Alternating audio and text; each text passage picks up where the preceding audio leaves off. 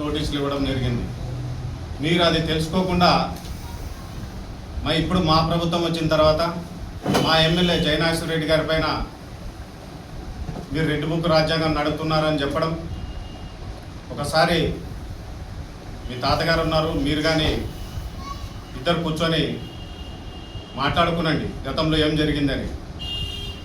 ఎవరు అక్రమాలకు దౌర్జన్యాలకు పాల్పడుతున్నారో మీకే అర్థమవుతుంది. ఓ చిన్న విషయము, ఎమ్మినూరు పట్టణంలో గతంలో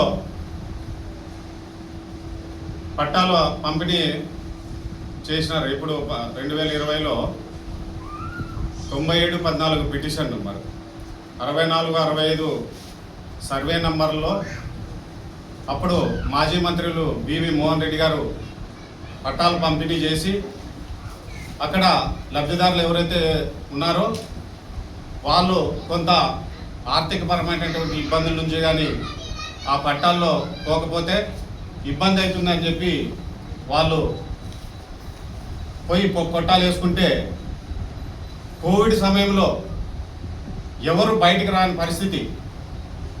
ఆ రోజు ఏం చేసినారో మీ తాతగారు మాజీ ఎమ్మెల్యే చెన్నకేశ్వర రెడ్డి గారు మరి రాజీవ్ రెడ్డి గారు ఒకే ఇంట్లో ఉంటారు, ఒకసారి డిస్కషన్ చేసుకోండి, సమీక్ష చేసుకోండి.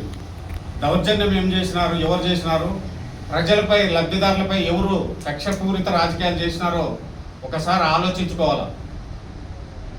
అది కాకుండా నాగలిజిని గ్రామంలో అక్కడ ఏదైతే 2000 ఫ్లడ్ వచ్చినప్పుడు అప్పటి కాంగ్రెస్ ప్రభుత్వంలో ఆ పట్టాల పంపిణీ చేయడం జరిగింది. దాదాపు 1950 పట్టాలు.